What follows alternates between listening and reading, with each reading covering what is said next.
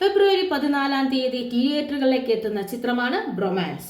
ഈ ബ്രൊമാൻസിനെ കുറിച്ച് പറയുന്നതിന് മുമ്പ് നമ്മൾ അവരെ മറ്റൊരു ചിത്രത്തെ കുറിച്ച് പറയാം. കഴിഞ്ഞ വർഷം തിയേറ്ററുകളിലെ മൊത്തം ഇളക്കി യൂത്തന്മാരെ എല്ലാവരെയും ഇളക്കിയ ഒരു ചിത്രം പ്രേമലു.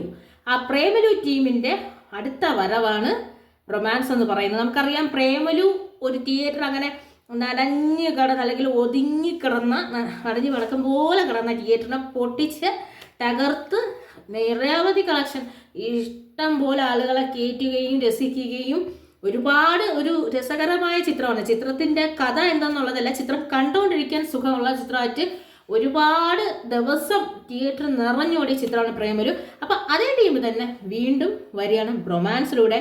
ഫെബ്രുവരി 14 തന്നെയാണ് തിയേറ്ററിൽ ഈ ചിത്രം റിലീസാവുന്നതും.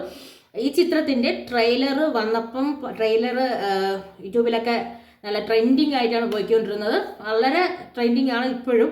ചിത്രത്തിൻ്റെ അണിയറ പ്രവർത്തകർ എന്ന് പറഞ്ഞാലും ശരി, അല്ലാതെ അഭിനയിക്കുന്നവരെന്ന് പറഞ്ഞാലും ശരി, എല്ലാവരും ഒരു യൂത്ത് വൈബ് തള്ളുന്നവരാണ്. എപ്പോഴും ഒരു യൂത്തിൻ്റെ ഒരു സ്പിരിറ്റ്. ചിത്രം എന്ന് പറയുമ്പോൾ ഇപ്പം പ്രേമലുവിനെ കുറിച്ച് പറഞ്ഞാലും പ്രേമലു ഒരു ചിത്രത്തിലുപരി ഒരു വൈബാണ്. പ്രേമലു ഒരു വൈബാണ് തന്നുകൊണ്ടിരുന്നത്.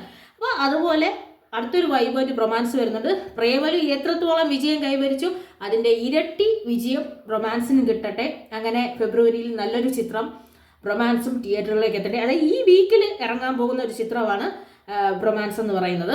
റൊമാൻസിൽ നല്ലൊരു ചിത്രമായിട്ട് വരട്ടെ.